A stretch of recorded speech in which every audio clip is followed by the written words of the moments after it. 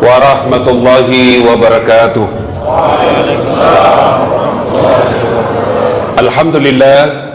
Alhamdulillahi rabbil alamin, wa bihi nasta'inu ala umuri dunya waddin.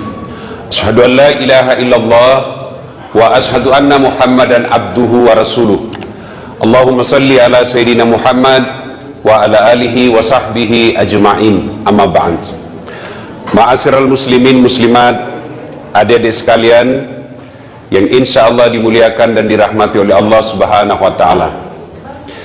Ketika Allah subhanahu wa ta'ala menciptakan Nabi Adam alaihissalam, Allah lalu perintahkan kepada seluruh makhluk. Kalau bahasa kita kira-kira begini, seluruh makhlukku, ini ada makhluk saya yang paling mulia, ini namanya manusia, hormat kau kepada mereka, hormat kau kepada Adam. Malaikat hormat, tumbuhan binatang hormat. Satu makhluk Allah yang tidak mau. Siapa? Iblis laknatullah alaih. Iblis protes, ya Allah, saya tidak mau. Kenapa? Adam anak baru kemarin, maka senior. Masa senior hormat sama junior? Gengsi dong. Adam diciptakan dari tanah, saya dari api. Unsur kejadian saya lebih mulia dari Adam. Dia aja nakke. Saya tidak mau. Allah lalu berfirman, iblis, kau sombong rumahnya. Kau sombong rumahnya. Kau tidak mau mengikuti perintahku. Keluar kau dari sorga ini. Diusir iblis dari sorga. Tapi iblis bilang, tunggu dulu Tuhan, tunggu dulu. Ada dua proposalku ini. Ada dua permohonan saya. Apa? Yang pertama kata iblis, ya Allah, berikan saya umur yang panjang. Allah berfirman, oke, proposalmu dikabulkan. Kamu tidak akan mati sampai hari kiamat. Yang kedua kata iblis, berikan saya skill, keterampilan, keahlian, kecerdasan untuk menggoda anak cucunya Adam. Gara-gara Adam saya diusir dari sorga, saya mau balas dendam. Saya mau cari itu anak cucunya Adam, saya ajak dia untuk menjadi temanku, supaya dia menjadi sahabatku di akhirat kelak. Allah lalu berfirman, silakan, saya kasih kau segala kemampuan untuk menggoda anak cucunya Adam. Satu yang tidak boleh, jangan cabut nyawanya. Nah, sejak itu iblis dan para tentaranya, iblis dan para pasukannya berusaha mencari teman sebanyak-banyaknya supaya ada temannya di akhirat nanti. Di mana tempatnya akhirat, adek? Iblis di mana tempatnya? Sudah jelas neraka. Maka dia cari teman sebagai supporter, pendukungnya. Nah, tentu pertanyaan, siapa yang menjadi teman-teman setan? Inilah yang kita bahas pada taklim kita kali ini, teman-teman setan. Mudah-mudahan tidak ada di sini. Mohon maaf juga, 2 kali pertemuan kita tertunda gara-gara kesibukan saya. Ini juga hampir tidak jadi. Saya tadi malam dari Tenggarong sampai Balikpapan kurang lebih jam 2 dini hari, jam 4 ke bandara lagi Balikpapan, sampai di sini jam kurang lebih jam 9, langsung banyak acara, tidak sempat pulang-pulang ke rumah, baru sampai lagi di sini. Surah saya sudah mulai lobet. Ya, mudah-mudahan Allah berikan kesehatan. Nah, adik-adik sekalian, teman setan yang pertama, ini informasi dari setan sendiri. Dia bocorkan kepada Nabi Muhammad, mau kak kasih tahu kau siapa di antara temanku, di antara umatmu yang menjadi teman saya? Nabi berkata, bagus, ini rahasia ini. Siapa itu? Dulu ada 10 temanku di antara umatmu. Nabi bilang, Nabi, kamasian dan tuku dong. Siapa-siapa itu? Yang pertama kata iblis, temanku yang utama, al-mutakhawilu bis sholah, yang menganggap enteng sholat, ya rona cule-culei sempajangnya. Itu temannya setan. Mana ini masuk menganggap enteng sholat?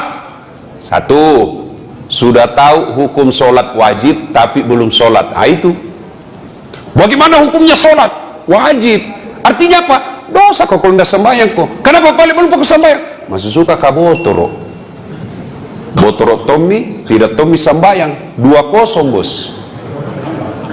Kalau sambayang botoro satu sama. Mana bagus satu sama 2-0? Mana bagus satu sama 2-0? Kalau saya 0-2, ndak botoro sambayang juga. Nah, itu yang dimaksud menganggap enteng sholat. Sudah tahu hukumnya wajib, tapi masih mereka tidak sholat. Termasuklah karakternya. Mau tahu orang yang menganggap enteng sholat, ciri-cirinya, tabiatnya. Hilang uangnya 500.000. 3 minggu udah pikir, mana bisa hilang itu? Batin aku simpan baik-baik. Di mana bisa hilangin uangku? 500.000 3 minggu udah pikir. Sekalinya datang omnya, pamannya, kenapa kau nak dari tadi kau mondar-mandir di situ kayak orang kehilangan apa? Hilang uangku om. Berapakah? Limbi 500.000. Dia menjawab, aku pikir ini ku ganti. Diganti 500.000. Begitu diganti 500.000 tambah pusing. Apa dia bilang? Seandainya dah hilang uangku 1 juta nih. Ini orang begini. Hilang duitnya 500.000. 3 minggu dipikir, dikasih tambah bingung. Itu kalau uangnya hilang. Sekalinya sholat subuhnya lepas, tidak hilang, tidak dipikir, seolah-olah tidak ada dosanya. Ini kan banyak yang begini toh. Tidak sholat, seolah-olah dia tidak merasa dosa. Berapa banyak kita lihat bos, tidak sholat, tidak terbebani.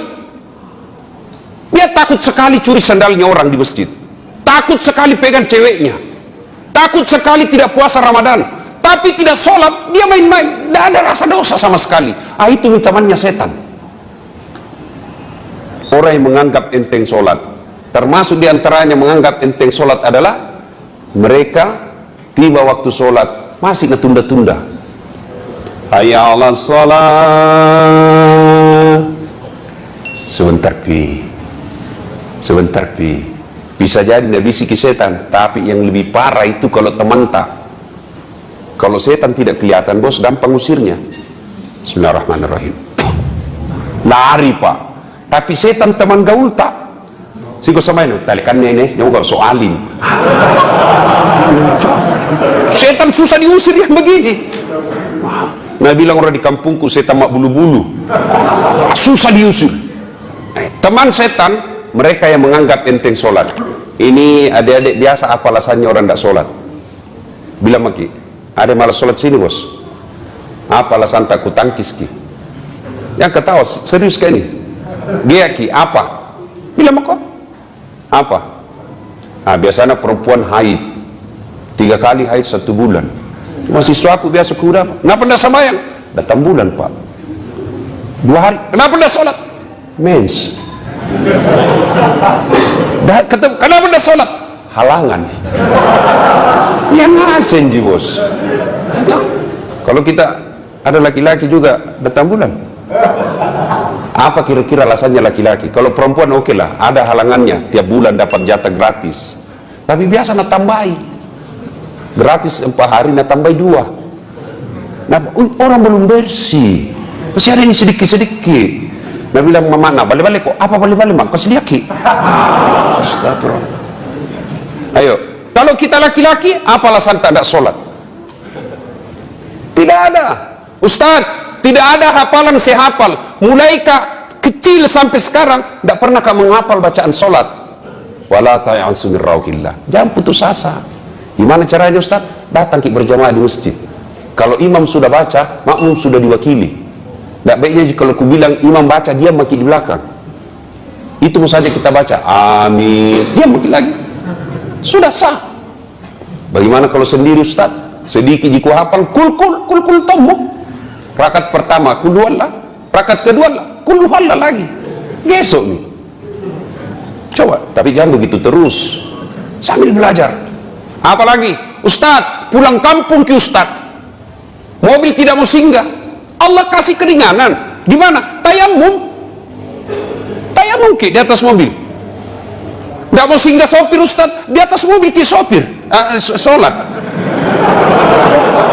Dah bos, biar tidak sembahyang gitu sopir. Kalau kita bilang kesinggah dulu mau ke sembahyang, pasti nak kasih singgah ki. Kecuali mau jadi buang air besar, biasa tidak nak kasih singgah ki. Karena dulu waktu kuliah ada teman mau sekali buang air besar, oh sopir oleh pakai oleh kat jambal. Singgah dulu, mau sekali kamu air besar. Nabi bilang sopir, perasaanmu itu. Perasaanmu saja itu. Dia bilang, betonga-tonga kak. Akhirnya apa? Acil. Keluar itu, bau satu mobil. Balik ini sopir, jambangin anak iya. Biar ini anak, Nabi bilang, perasaanmu gitu. Coba. Tapi kalau sholat, biar tidak sholat itu sopir, biar dia orang Nasrani, begitu ada yang bilang kasih singgah kak dulu, mau kak sholat, pasti nak kasih singgah ki. Anggaplah tidak mau nak kasih singgah Ustaz. Bagaimana caranya Ustaz? Nah di atas mobil ki, Allah kasih keringanan, namanya sholat duduk. Gimana caranya? Sembahyang ki, anggaplah dia, tapi kasih teh dulu di samping tak. Siapa tahu dia tidak tahu kita lagi sholat. Sembahyang dulu nah, jangan kau ganggu kak. Nanti sholat kena kau biki. Nah, sudah sholat bagaimana? Sholat kalau Allahu Akbar ruku kepala dikasih goyang. Kalau ruku ki Allahu Akbar Samiallahu liman hamidah. Sujud bukan cuma kepala goyang, badan ikut ditundukkan. Allahu Akbar. Nih sudah apa pi? Dah bisa kak duduk Ustaz? Ada bisu di pantat pompa. Pak kepala talam banyak nampak. Mana caranya? Sudah, Allah kasih keringanan, tidak usah duduk, baring. Bukan sholat tidur nah, baring. Sholat baring ki. Bagaimana caranya Ustaz? Tangan masih bergerak. Allahu Akbar. Anggaplah sana kiblat, baring maki, sini kepala tak. Allahu Akbar. Samiallahu liman hamidah. Tidak bisa kak baring Ustaz? Cara apa lagi? Salat pakai isyarat.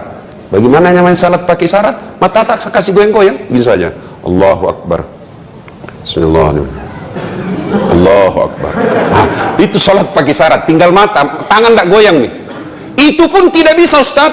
Allah kasih dispensasi lagi apa? Sholat dalam hati. Bagaimana caranya Ustaz? Semua bacaan sholat dalam hati semua.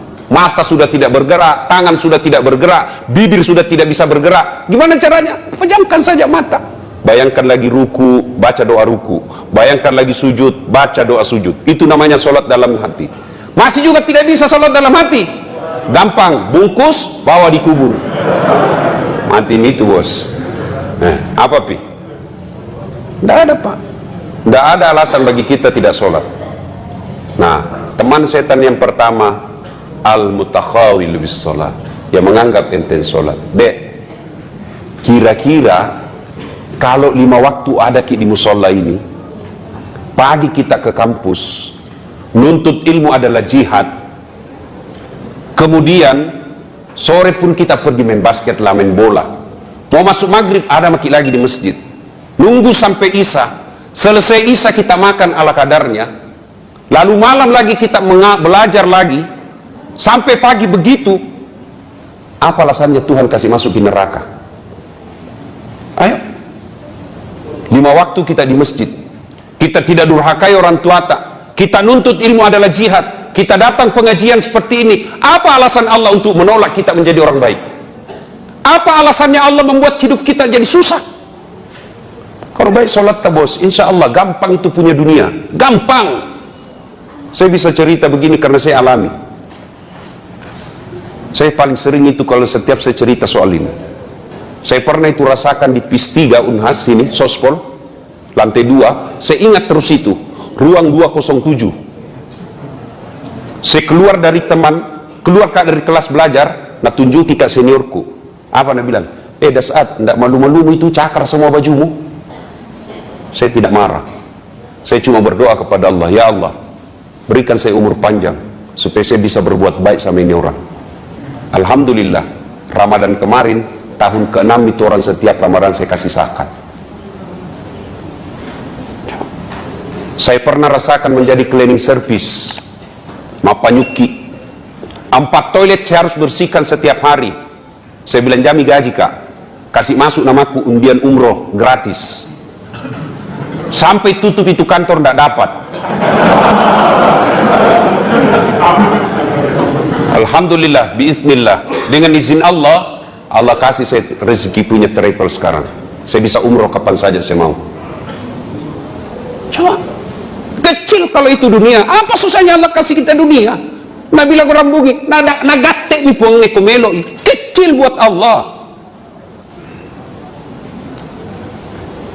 Dulu jalan kaki pergi sekolah, dari jalan Harimau pergi jalan Cakalang, semempat jalan kaki, kadang-kala coko-coko karena malu dila orang, masuk di pasar Cidu, jalan kaki. Alhamdulillah, biiznillah, ada Tommy mobilku beberapa, alhamdulillah dengan izin Allah. Dulu lihat pesawat di kampungmu dikejar, kapal lutu dikejar itu Pak, di kampung, sampai kita masuk tabrak sawah, masih diletu. Saya lebih saja itu nanti naik pesawat, bismillah. Hampir tiap hari sekarang saya naik pesawat, dan hebatnya lagi bukan saya bayar, coba dengan izin Allah, kecil buat Allah. Gimana caranya? Bereskan sholatmu. Kecil itu jadi doktor, kecil itu jadi pegawai negeri. Allah cuma minta perbaiki sholatmu. Baik sholat, tidak ada alasan menolak, tidak ada alasan Allah untuk menolak doa kita. Yang penting baiki sholat. Setiap azan kita tinggalkan pekerjaan, masa Allah sengsarakan hidup? Tak, Tuhan apa itu yang kasih susah orang yang baik sholatnya? Cuma masalahnya kita anggap enteng nih sholat, tapi main-main. Allahu Akbar, Malik Yaumiddin, Allahu Akbar, 30.000 beli pulsa 10.000, mana ini 20. Allahu Akbar, disadel kapan? Samiallahu liman hamidah. Tidak, ada itu. Assalamualaikum, oh di bawah bantal. Coba. Jadi kalau ada susah hidup tak bos, jangan cari kambing hitam. Ayo koreksi sholat kita, koreksi sholat. Adik-adik sekalian, kalau baik sholat, insya Allah Allah perbaiki hidup kita, Allah sempurnakan hidup kita. Nah, ada yang bilang, kenapa Pak itu Ustaz ya, rajin namamu sembahyang tidak banyak masalahnya? Pasti seandainya tidak sholat lebih banyak lagi masalahnya. Kenapa Pak sholat itu Ustaz? Banyaknya masalahnya. Yang kedua, dia tidak ikhlas. Hayya 'alas shalah, asar misalnya, barusan duhur, tidak ikhlas kok bos. Coba sembahyang Ustaz, banyaknya susahnya. Yang ketiga, dia sholat tidak seperti yang Nabi ajarkan. Sholat itu tuh nak pakai futsal, itu tuh nak pakai main basket, itu tuh nak pakai masuk toilet, nak pakai lagi sholat. Apa pernah kita dengar riwayat Nabi seperti itu? Coba nih beda, setiap kita mau sholat, kita bersihkan badan kita, cari pakaian yang rapi.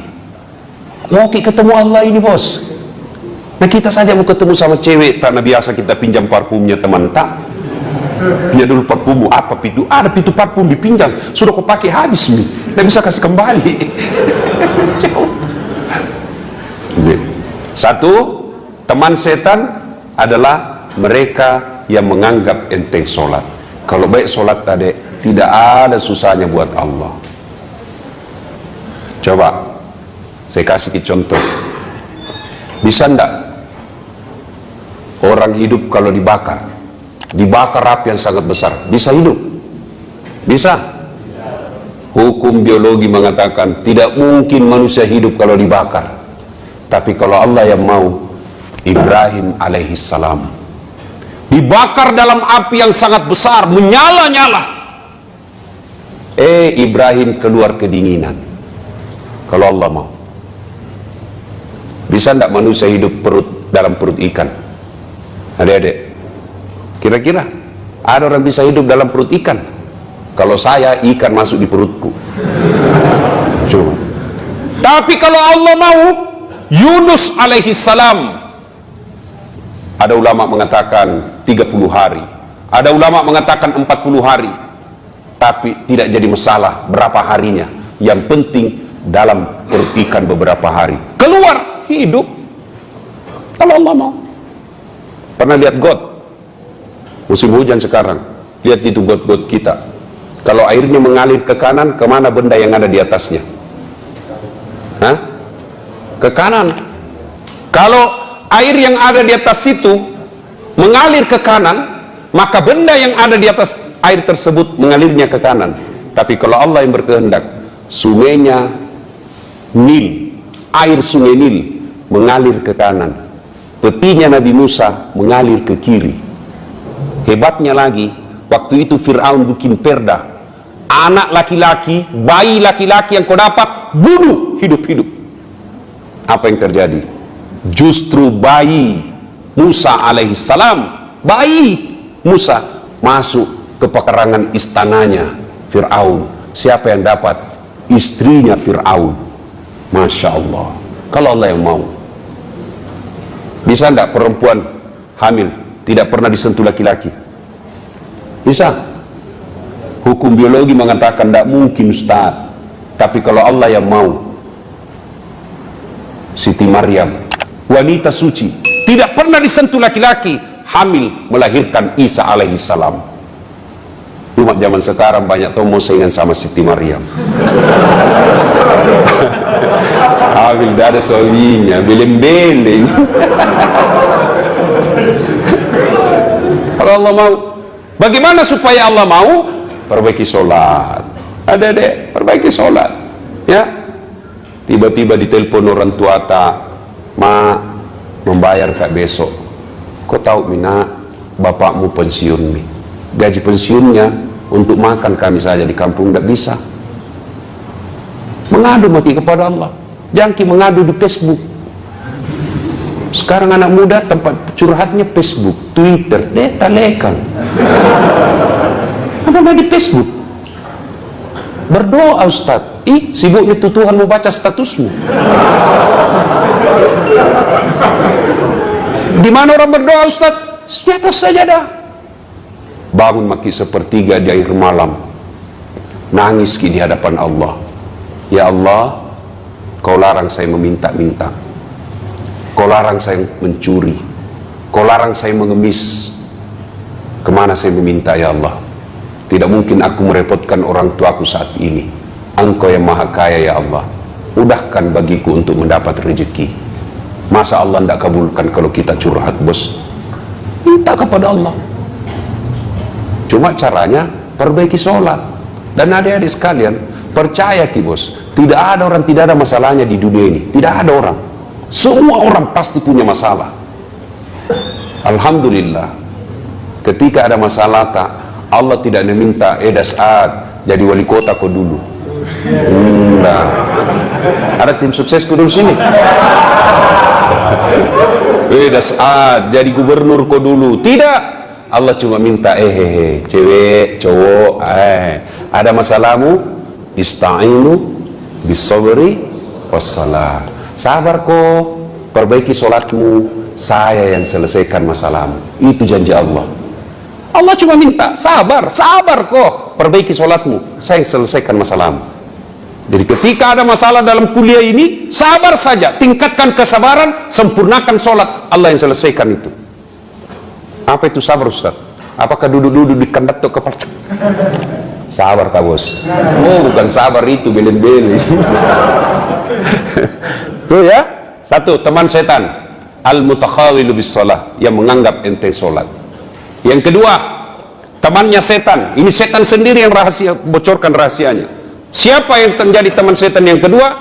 Yaitu qillatul haya, tomakuras siri'e, kurang rasa malu.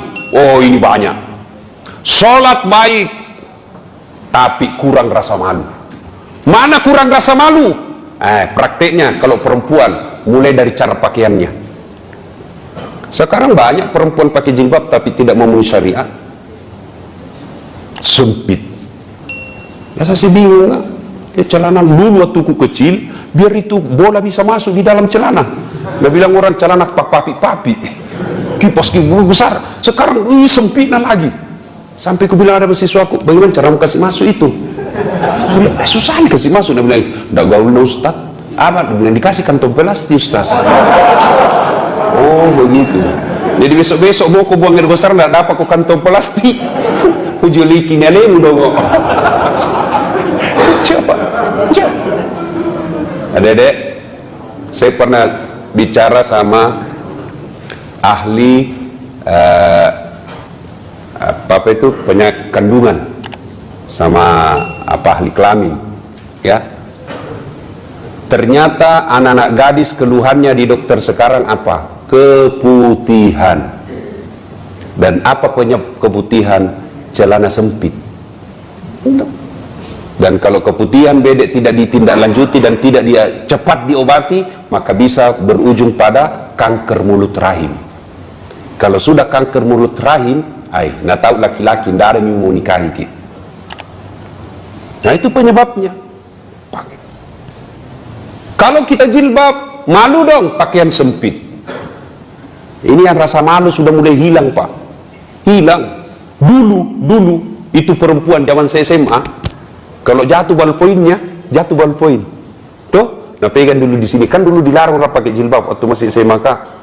Tuh, dia pegang dulu sini kancing bajunya, baru dia pegang juga roknya di belakang. Baru tunduk nih. Begitu itu perempuan dulu, dia jaga harga dirinya. Sekarang nah sengaja memang tong itu jalan begini.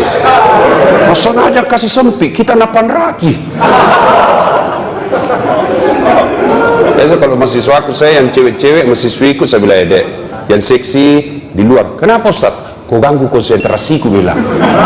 Kau enak, saya dapat dosa. Dan kita itu laki-laki toh, tergantung perempuannya kan. Mari kerjasama. Kami laki-laki jaga mata, tolong anda cewek jaga akhlak. Biar setengah mati dijaga mata, kalau anda berkeliaran kayak setan, tidak bisa dikendalikan, bos. Masa kita jalan tunduk terus, tabrak tiang listrik. Kerjasama, kami jaga mata, tolong anda akhwat jaga akhlak.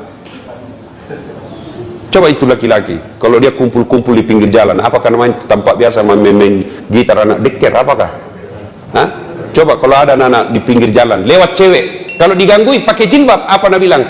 Assalamualaikum. Bau surga. Paling itu digangguin kalau pakai jilbab. Tapi coba itu kalau yang seksi, yang di atas turun ke bawah, yang di bawah naik ke atas, ketemu di tengah tipis sempit, lewat, apa nak bilang cowok? Cewek jungkir balik dong. Itu laki-laki. Nah itu ciri-ciri orang yang kurang rasa malu dari pakaian. Pakaian orang beriman itu takwa. Takwa itu salah satu diantaranya menutup aurat. Nah kita juga jangan sampai saudara tak, teman tak disuruh pakai jilbab, baru kita laki-laki umbar-umbar aurat. Mana? Pemain futsal, pemain basket, kelihatan pahanya. Dosa juga itu, bos. Mana auratnya laki-laki? Pusat sampai lutut, kelihatan paha, dosa. Masa dosa, Ustaz? Tidak ada nafsu lihat pahaku. Siapa bilang? Siapa tahu ada janda-janda tua sudah lama tidak pernah lihat paha tuh. Bisa jadi. Atau bisa jadi laki-laki sendiri yang nafsu lihat pahamu. Iya, bos. Jadi orang yang tebal rasa malunya, malu dong malu dong kalau kita pengurus takmirnya Al-Aqsa, lalu kita tidak sholat awal waktu. Malu dong kalau kita remaja masjid, lalu kita tidak bisa menjadi teladan. Malu dong kalau kita menjadi remaja masjid, lalu kita malah kelihatan yang lebih bajingan. Itu punya rasa malu. Malu dong kalau bapak kita ustadz, lalu kita kejili-jili. Malu dong kalau kita dosen, lalu kita sendiri yang nakal. Orang yang punya rasa malu, minimal dia malu kepada sesama manusia, terpelihara dari dosa.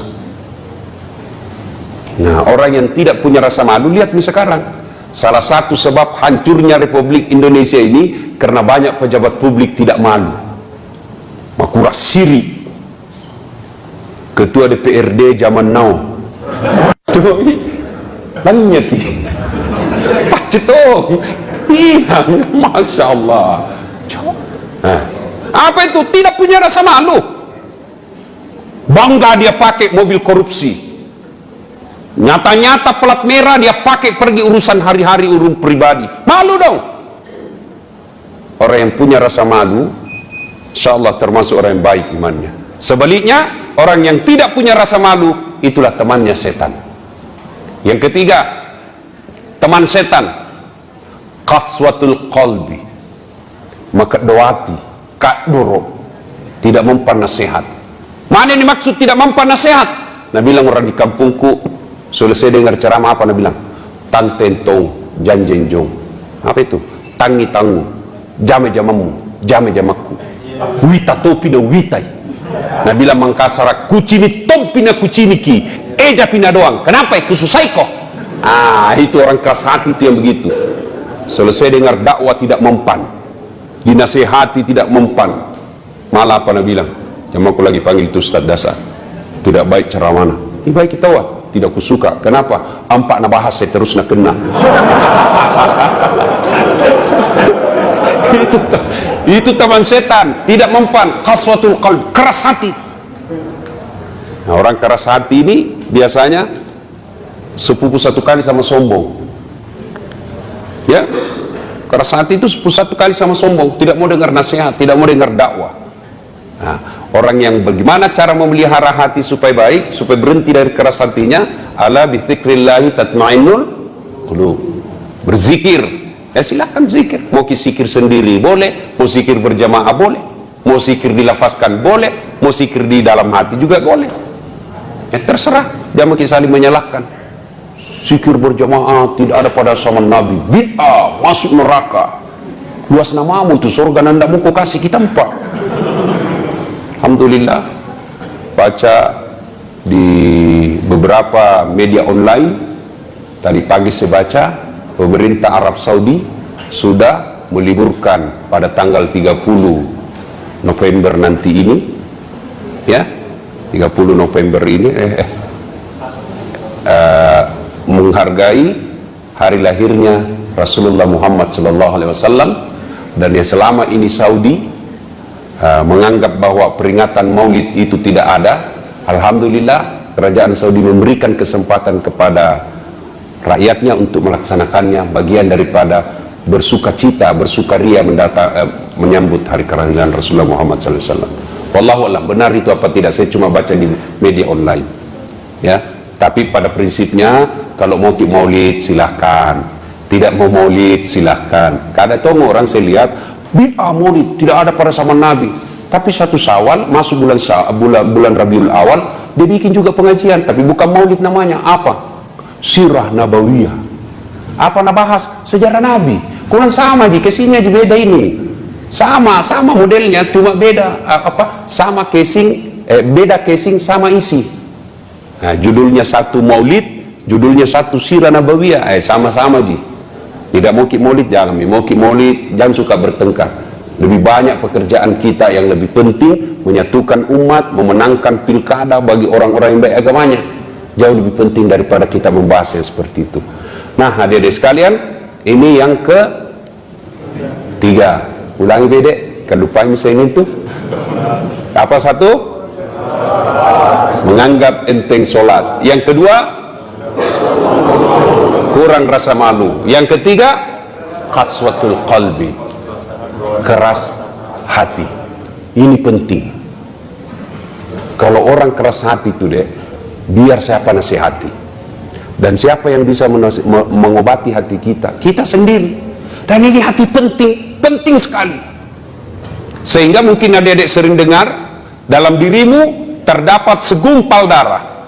Apabila segumpal darah itu sehat, maka sehatlah seluruh anggota tubuhmu. Tapi apabila segumpal darah itu sakit, maka sakitlah seluruh anggota tubuhmu. Apa gerangan segumpal darah itu? Qalb, hati. Ini hati. Artinya apa? Kalau hatinya sehat, insya Allah tutur katanya baik, perlakuannya baik. Tapi kalau hatinya sakit, tutur katanya merugikan orang, perbuatannya tidak enak. Itulah. Itu pentingnya itu hati. Saya kasih ke contoh. Pergi ke Bone, naik mobil, yang nyetir tangan, yang menatap sepanjang perjalanan mata, gas rem kaki, yang berpikir sepanjang jalan otak. Tapi begitu ada tikungan, apa tertulis? Hati-hati. Tidak ada tertulis otak otak. Padahal otak itu yang berpikir sepanjang jalan, tapi begitu ada tikungan, hati. Tidak dibilang otak. Coba itu pentingnya hati.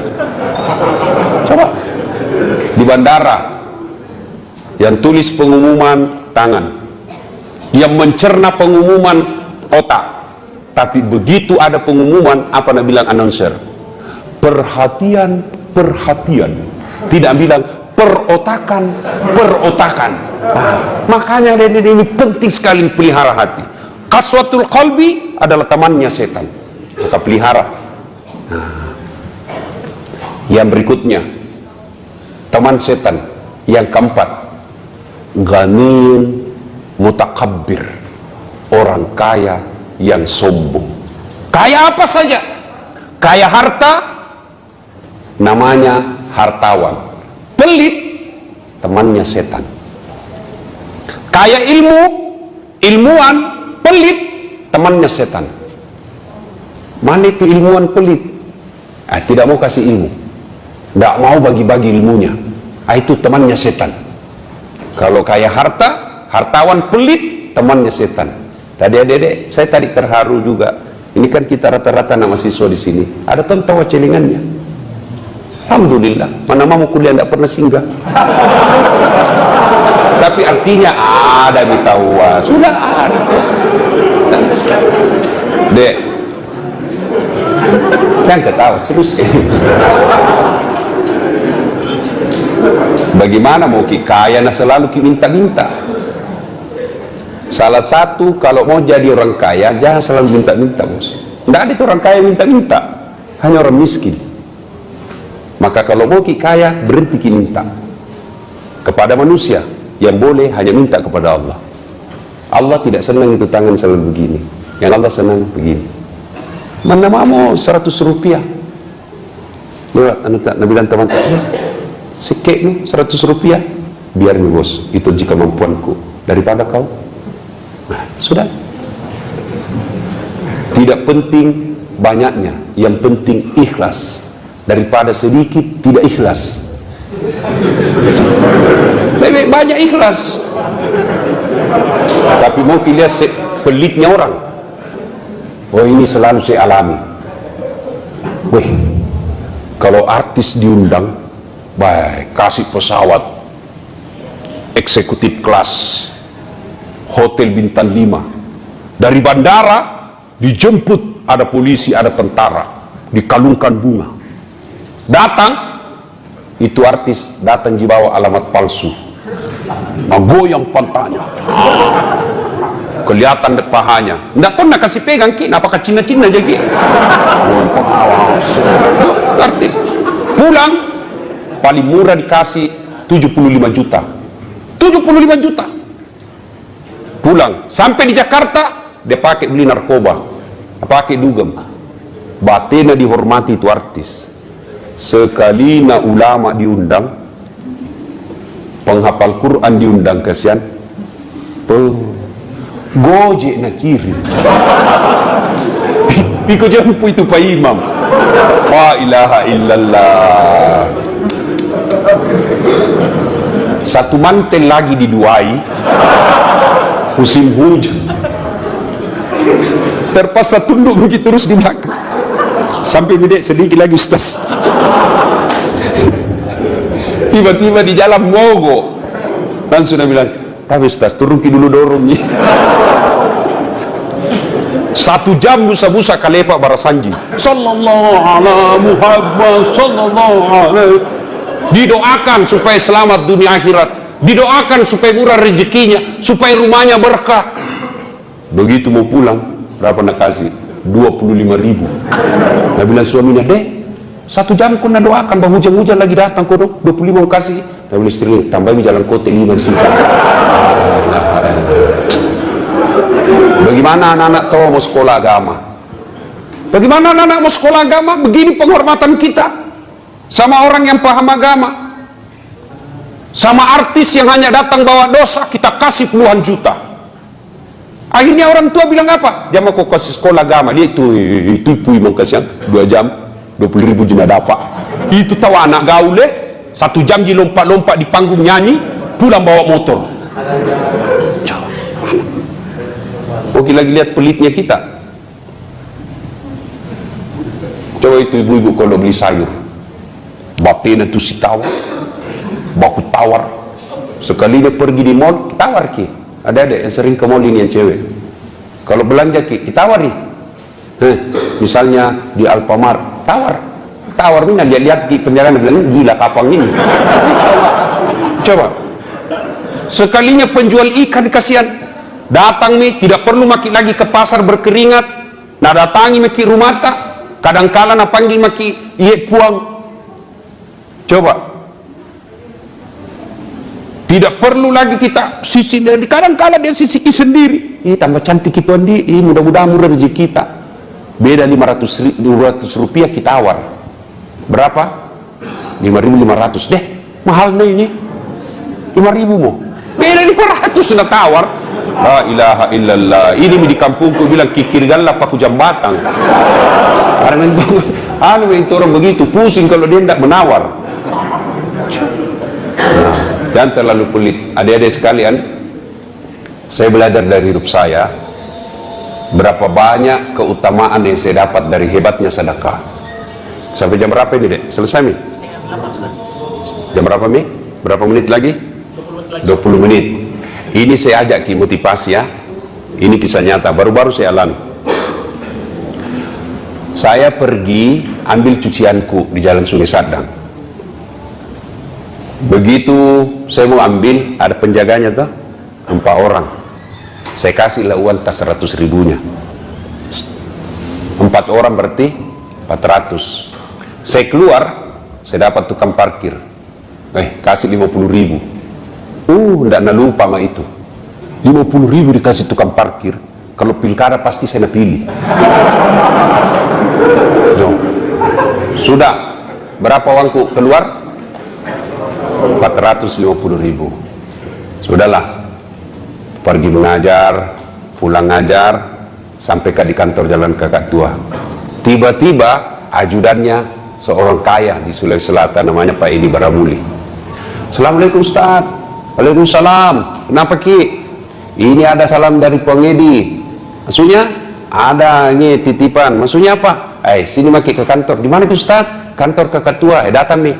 Begitu datang buka pintu cerita. Assalamualaikum Ustaz. Dia ambil di kantornya amplop. Ini ada titipan dari Pak Edi. Maksudnya saya lama tidak ketemu. Padahal dalam hatiku cepat mau kok.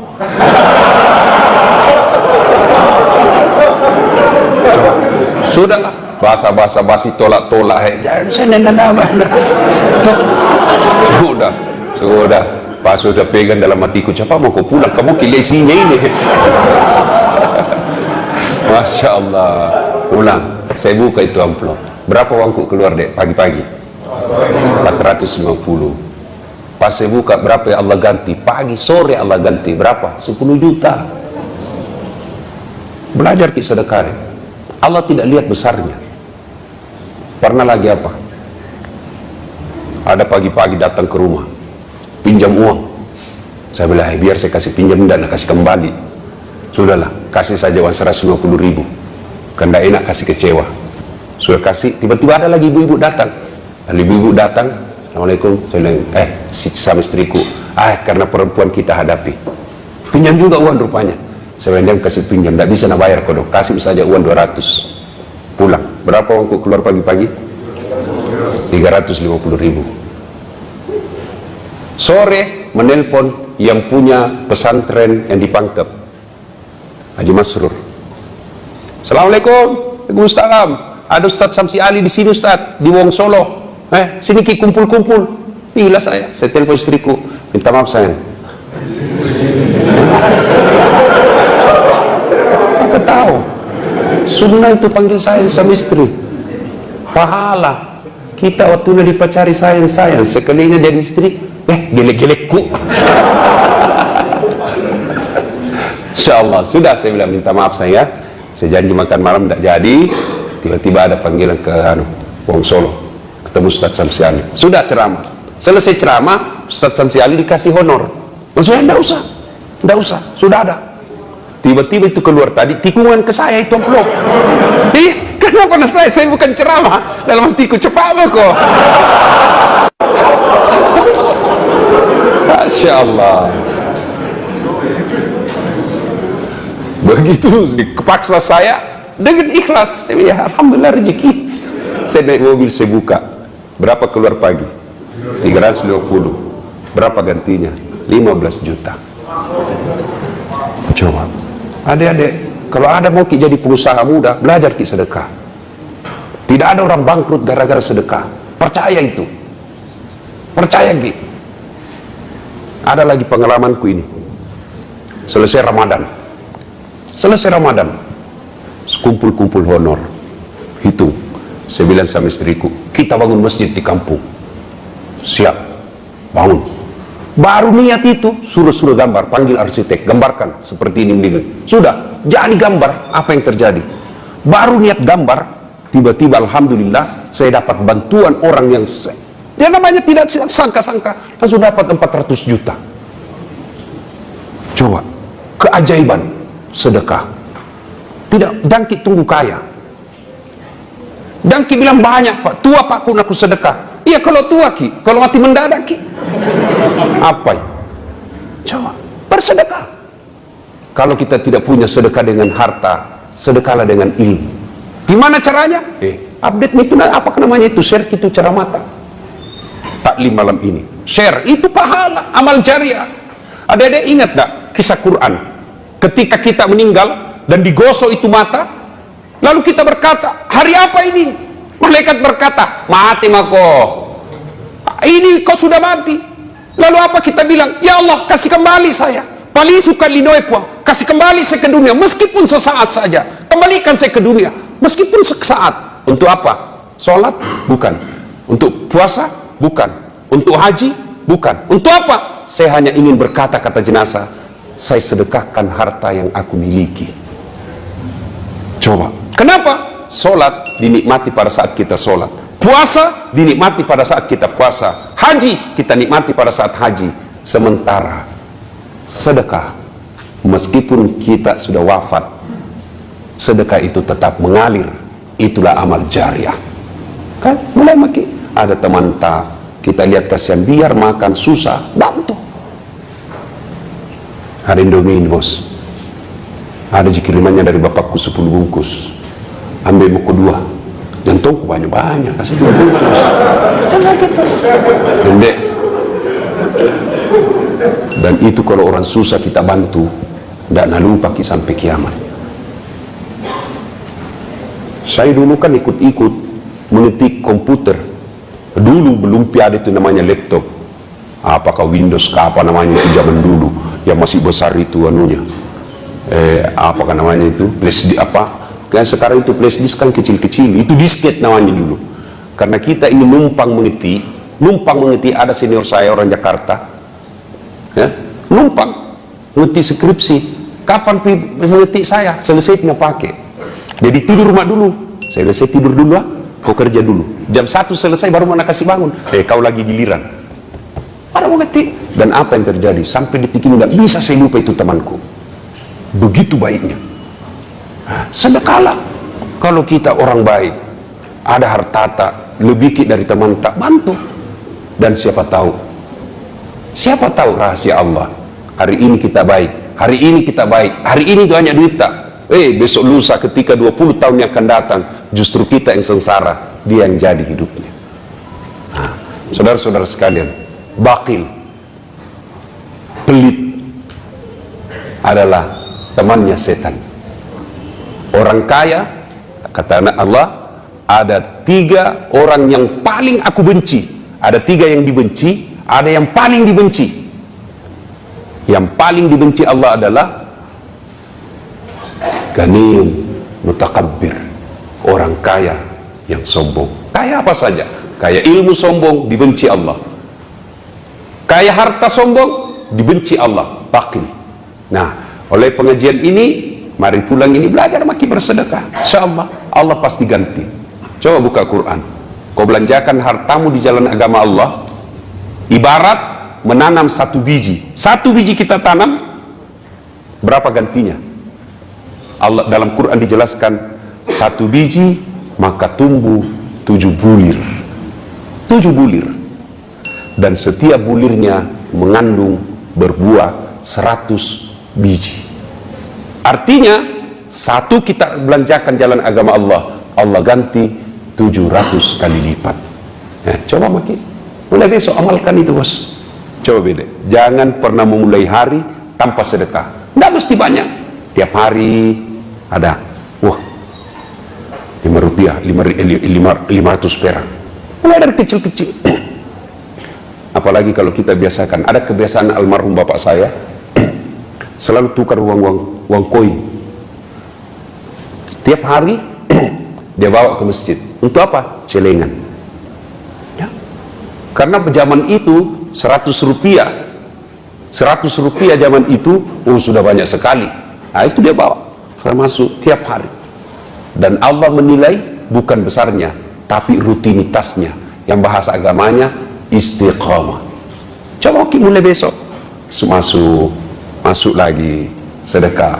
Tidak bisa sedekah duit, tidak sedekah dengan ilmu, maka sedekahlah dengan cara apa? Jangan mengganggu orang. Itu sedekah. Kita tidak bisa kasih tetangga kamarta Indomie, tidak bisa kita kasih tetangga kamarta kopi, maka cara apa? Jangan Tommy kita ganggu. Yang mentang-mentang kita punya tap besar, kasih bunyi tap besar-besar. Kan biasa ada orang yang egois. Ih, ngapain? Radio-radioku, tap-tapku, saya bayar listrik, khusus saya kok. Nah, bila tetangga tak, telinga-telingaku, pintu-pintuku, kenapa itu suara radiomu masuk di telingaku? Bisa kayak begitu.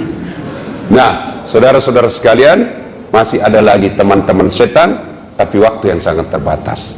InsyaAllah kita akan lanjutkan pada pertemuan yang akan datang. Akhirnya kita tutup pengajian kita ini dengan selalu mengingat Allah. Al-Quran menjelaskan, Bismillahirrahmanirrahim, Ya ayyuhalladzina amanu dukhulu fisilmi kaffatan wa la tattabi'u khutuwatis syaitan innahu lakum adu mubin. Wahai orang-orang yang beriman, masuklah engkau ke dalam Islam secara sempurna, dan janganlah engkau ikuti langkah-langkah setan, karena sesungguhnya setan itu musuh yang nyata bagi kalian. Setan itu musuh yang nyata bagi kalian. Nah, sekarang bagaimana caranya melawan setan? Salah satu di antaranya cara melawan setan adalah memperbanyak istighfar. Setiap kita mulai tergores, tergosok, terajak oleh bisikan-bisikan setan, maka lawanlah dengan Astaghfirullahaladzim wa atubu ilaihi la ilaha illa anta subhanaka inni kuntu minadz zalim. Coba kita lazimkan, insyaallah ada manfaat. Terakhir sekali, adik sekalian, mudah-mudahan pengajian yang akan datang kita panggil teman tak, ajak teman kita, ya. Saya punya niat, mudah-mudahan di tempat ini akan lahir mubalik muda dari Universitas Hasanuddin. Ya, tadi ada Rakornas, Rapat Koordinasi Nasional Komisi Penyiaran Komisi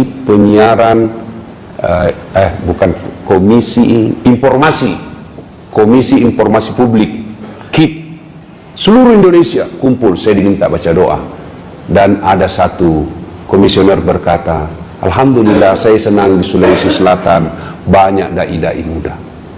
Alhamdulillah, banyak dilihat katanya ustadz-ustadz muda dari Sulawesi Selatan. Nah, mudah-mudahan ada dari Unhas. Adik-adik sekalian, percaya tidak? Kalau kita hidup dalam dakwah baik agama tak, tidak mungkin dikasih susah ke Tuhan. Paling tidak apa yang kita dapat, kita kasih senang orang tua. Bayangkan kalau tadinya dari SMA, susah sekali kita ajak sholat, bicara tak kasar, susah disuruh. Tiba-tiba baru 3 semester di sini, pulang ke kampungnya, dilihat mamanya, alhamdulillah anakku bangun sholat tahajud. Langsung itu baku bisik bapak tak, mbok nak, duitmu rugi. Langsung dia bilang, bapak tak, alhamdulillah, ndak rugi kak nak kasih sekolah anakku. Wah, langsung merasa. Tapi kalau begitu pulang tadinya bagus agama, pulang malah kajili-jili. Wah, bagaimana orang tua tak mau bahagia, kasihan. dikasih nama raja di kampung Muhammad Nuh, langsung dipanggil sama temannya Noah. Bingung orang tua kita. Itulah termasuk model-model anak durhaka. Inilah saja tausiah kita, mudah-mudahan ada manfaat. Sebelum kita akhiri, mari kita kirimkan suratul Fatihah kepada Rasulullah Muhammad sallallahu alaihi wasallam. Khasiat dan keutamaannya kita ikhlaskan untuk orang tua kita masing-masing. Al-Fatihah.